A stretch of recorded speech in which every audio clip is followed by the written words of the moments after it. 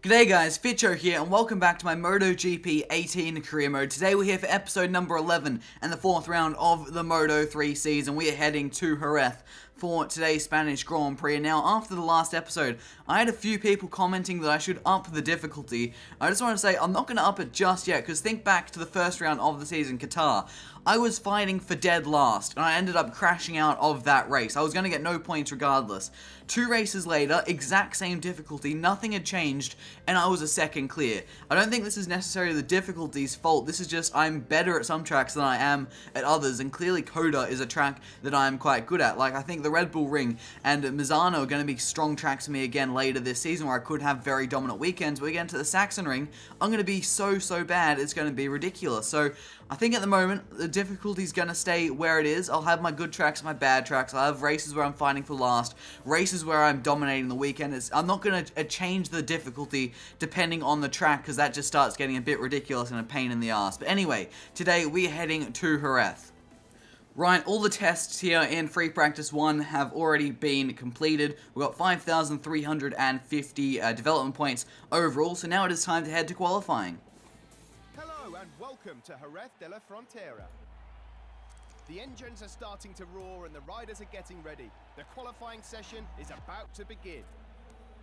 The forecasts confirm what you can see for yourselves. The weather is excellent and it's going to stay that way for the rest of the day. Yes, the weather is excellent here in the south of Spain at the Jerez circuit. Today for qualifying, 29 degrees and beautiful and sunny. Now, this is the first track that we have revisited in this career mode. Of course, this was the opening round of the Red Bull Rookies Cup season, so we've been here before on a very similar bike, the KTM Red Bull Rookies bike, which is quite similar to the KTM Moto3 bike. We're on the Honda Moto3 bike, but still, it's a very similar bike. We've been to this track before, so hopefully that experience will help us heading into this session. Right, what is this lap time going to be? A 1:47.3, 7/10 off pole. That's not too bad. That's our best lap so far. Our previous lap was out in the 48, so we are definitely starting to find a little bit of speed around this Jerez circuit. Hopefully we can find a little bit more and dip down into the 46s and try to get close to Aaron Canette's provisional pole time. Right, we've got personal best in every sector. It's a 1:47.1, 9/10 off pole position, which is down to a 46.2 right now. So definitely a lot more time for us to find around this Jerez circuit right now. Maybe we can attach to the back of Mino and try to get a tow as we head down the straight towards the dry sat corner. This could work out nicely if I can piece together a decent lap here.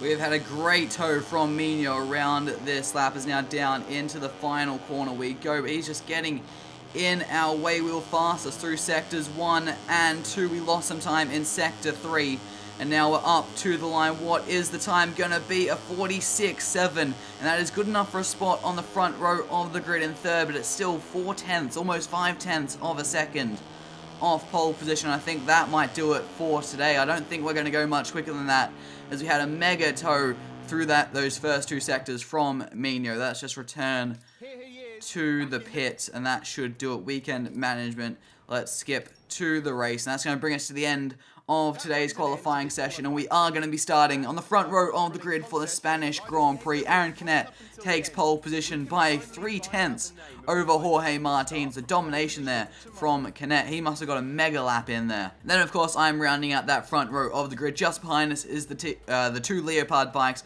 Lorenzo Della Porta and Enea Bastianini, with Fabio Di Gianantonio rounding out the second row of the grid. And where is our teammate? Tony Arbolino is down in 16th place. He set a 47.5. We set a 46.7, so we were 8/10 of a second quicker than him. So another good result in terms of the teammate battle right there. Hello and welcome to the Jerez de la Frontera circuit. Just a few more minutes before the Moto3 race at the Spanish Grand Prix finally begins. The skies over the track are clear of clouds, and the latest weather reports forecast temperatures in line with the seasonal average.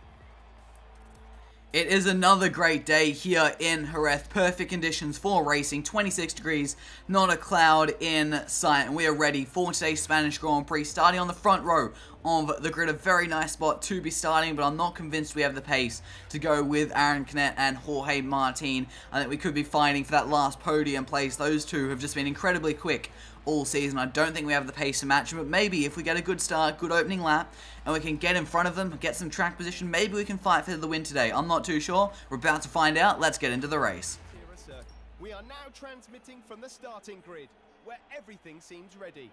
It's always difficult to predict the results of a Moto3 race, but the riders we're seeing right now definitely seem to be the favourites. Just a few moments to go until the start of the Spanish Grand Prix.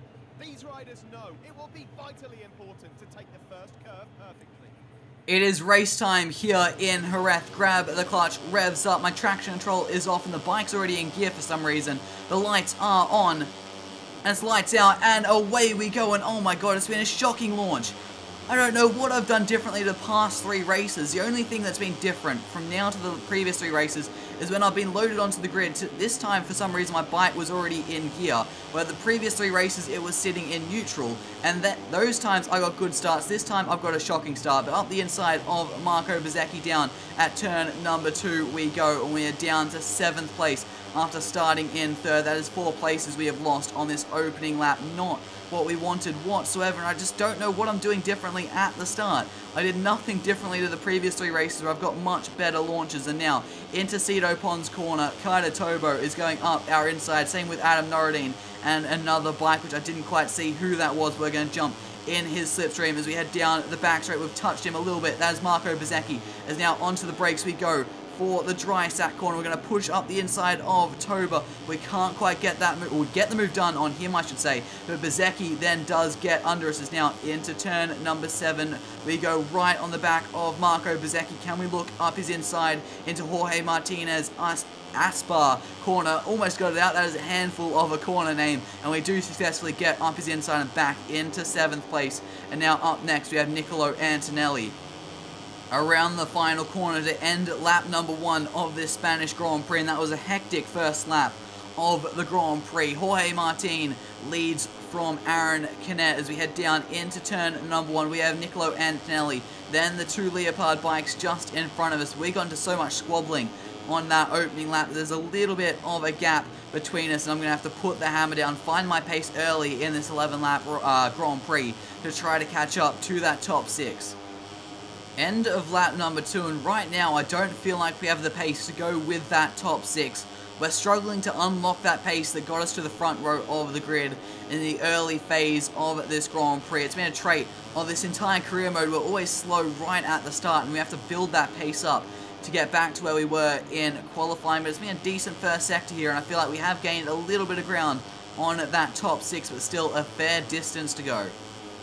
End of lap number 5. We are really close to the halfway point of this 11 lap race. The gap is back within a second up to Nicolo Antonelli. It's the first time it has been in quite a few laps, and the gap back to Bezzecchi I think is sitting at about a second and a half. So until that last lap just there where I had a really good run and caught up a bit to Antonelli, I've just sort of been lapping around in no man's land. It was a roughly 1.3 back and forth most of the last few laps, but now I've just had a poor run through turn 4, back to 1.2 seconds up to Antonelli. Just one little mistake and all that hard work over the last lap is gone.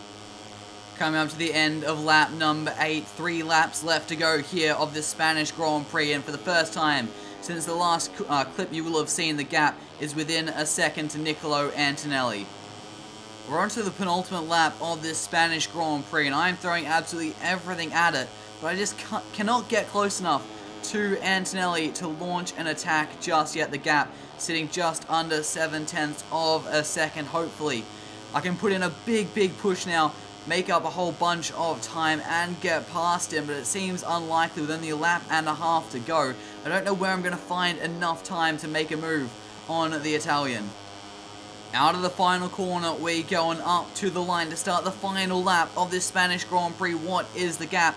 0.6 of a second. We did find a little bit of time at the end of that lap, but 1/10 a second every half a lap is not going to be enough to make up a 0.6 margin in one lap. And just catching him is one thing. We also need to find a way past him and make the move stick. That is another challenge in itself. But through the first sector we go. It hasn't been the worst first sector. We've got turn 4 a little bit wrong, going a little bit wide. What is the gap? It is down to 0.4 of a second, so we are reeling Antonelli in here on this final lap of this Spanish Grand Prix through Cito Pons corner for the final time of asking onto the straight as we head down to the dry sack corner, trying to get into that slipstream. Not close enough just yet to launch and attack hard on the brakes down here at the dry sack corner. Back on the power, that rear end wanting to get away from us a little bit. I'm being so aggressive on the power, trying to get every 10th of a second that I can, and that rear tire is screaming for mercy, but only half a lap to go here. Ooh, I thought we were going there through Jorge Martinez Aspar corner. The bike was getting away from us, is now down into Angel Nieto corner. We have lost a lot of time. This is where I do struggle through the lap, cutting a little bit too much of the corner there through that not second last corner, it's like the 4th last corner. And now this corner I struggle with, but the next Ferrari corner I do manage to really open up compared to the rest of the riders, using every inch of the track. But we are just not close enough. Too many mistakes on this final lap here. Through Jorge Lorenzo corner for the final time. Back on the power. Jorge Martin has won this Spanish Grand Prix, and up to the line we go. And we're going to come home in 7th place. Not the best result in the world, considering we started on the front row of the grid, but with our pace, we couldn't really do much more in today's Grand Prix. I pushed and I pushed and I pushed, but we were pretty much matching Antonelli for the entire race. We just never had that pace advantage on him, really, to catch up to the back of him and make a move. But we did have a bit of a pace advantage on Bezzecchi and Lopez behind us, who were battling it out a little bit, I do believe. So they fell behind us, and then I was about 1.3 off Antonelli, about 2 seconds ahead of Alonso Lopez and Bezzecchi. I was just sitting there in no man's land, not close enough to get a tow or anything. I was doing everything I could, and it just wasn't enough in the end to catch up to Antonelli. That said, my fastest lap was 0.2 of a second quicker. I was starting to catch him at the end. I started to get into a little bit of a rhythm towards the end of the race, but it was just a little bit too late in today's Spanish Grand Prix. But Jorge Martin has won, with Aaron Canet and Lorenzo Della Porta joining him on the podium. 2 Spaniards in the first 2 places here in Spain. They'll definitely make the local crowd happy. But that's followed by 4 Italians, with Lorenzo Della Porta, Fabio Di Gianantonio, Enea Bastianini, and Niccolo Antonelli. Then you got myself, the Australian there, the only non-Italian or Spaniard in the top 9 of this race, which is a little bit crazy. Sitting there in 7th place, like I said, a decent result. Then you got Tatsuki Suzuki, who rounds out the top 10 with a few Southeast Asian, or not Southeast Asians, Japan's not Southeast Asian, Lachlan, for God's sake. That's up right, fair way north, but Asians there in the next few positions. But where is our teammate? That is what I am looking for. Tony Arbolino, I've scrolled past him, sitting there in 16th place. So we finished 7th, he finished at 16th. We got on the front row of the grid. He was down probably a similar place to this in qualifying. Another good result for the team, for us compared to our teammate, and hopefully that will increase our position in the team. But in the championship, after today's win, Jorge Martin has taken the lead of the championship. Of course, these two were tied on points, so Jorge Martin beating Canet today in today's race means he takes the lead of the championship. Enea Bastianini sits there in 3rd, and we have lost 2 positions after today's Grand Prix. Lorenzo Della Porta and Fabio Di Gianantonio jumping us there. We are just 1 point behind Fabio Di Gianantonio, though. In terms of our reputation, a front row on the grid start is going to get us a fair bit of reputation. 832. Not too bad, I will take it, and all of our attributes are now up to level 50. We did achieve the race objective of 13th, and our team trust is starting to go a little bit higher. We are still closer to dismal than we are first rider, but we are making progress, and we are starting to move towards first rider. We're not going backwards, so that is what we want. Today's result was very positive, as you can tell from the mechanics' reaction in the pit. Of course, there's still a little more to go to make the podium, but they are definitely on the right path. Yes, it was a positive result today. When you think about 7th place as a decent result. But when you think about where we qualified, I would have hoped for a little bit more. But, you know, things didn't quite go our way. Our pace wasn't quite where I'd say I wanted it during the race. We couldn't quite unlock that qualifying pace until right near the end. And I had a few people, like I said at the start of the video, saying after the previous race at Circuit of the Americas, I should up the difficulty. I did not. I left the exact same difficulty as the Coda race, and you can just see how much a difference the track makes. Looking back to Qatar, we were miles off the pace. Coda, we were so quick, a second quicker in qualifying. Then we come to Jerez. We can mingle at the front of the field, but we couldn't quite unlock the pace in the race to get the result that we wanted, and every single race so far has been on the exact same difficulty. So right now it's going to stay the same. I don't feel the need to up it just yet. As you've seen, like, it varies from track to track, and the track is very important in how my pace goes, and I'm not going to go around adjusting the difficulty based on the track, because I think my strengths and weaknesses track wise is an important part of the season, and they should come to the forefront. Like you see, we lost a lot of points in Qatar, and that's going to hurt us. And if I had lowered the difficulty for that race, it wouldn't really have done justice to how much of a bad track that is for me. But looking at our follower count, we're now up to 6,482. So, bike development, we have 11,292 points at our disposal. Now, I have actually had a little bit of a look. While we do have 5 different upgrades available for traction and power, we have 6 slots, and we've already used 2 of them, so we can't max both of them out. If we go for the equal strategy, we'll get up to 3 upgrades on traction and power. Or I can go for, say, the next 4 all on the traction or all on the power.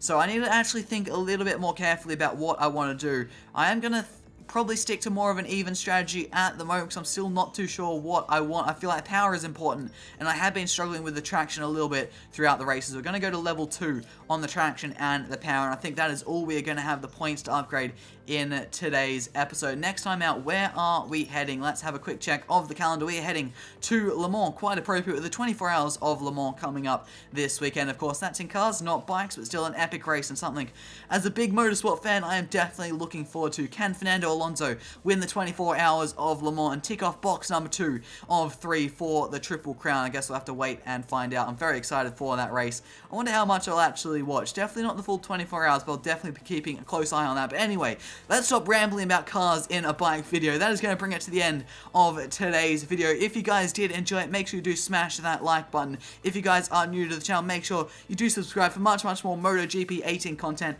and other motorsport content. As you can see, I'm a big fan of cars as well, and I am going to be bringing back some of that content in the near future. I have gone very focused on the MotoGP side of things with the launch of this game, but I do want to start bringing it back to a bit more of a balanced content spread over the next few weeks. Now that I guess the hype is starting to die down a little bit around the launch of the game. And, you know, when F1 2018 comes around, it's going to go the other way, and I'm probably going to really drop off the MotoGP videos for a few weeks for the F1 videos. You know, I just need to be careful about what I do, not try to cut everything out, but I shouldn't ramble so much about videos. I ramble so much at the end of these videos, and they always end up so long, and I do apologize for that. You know, we get 1,000 views on these videos, but probably like, I don't know, 10 are probably still watching at this stage for my rambling. Anyway, thank you guys so much for watching, and I'll see you all next time. Holy shit, that was a messy outro.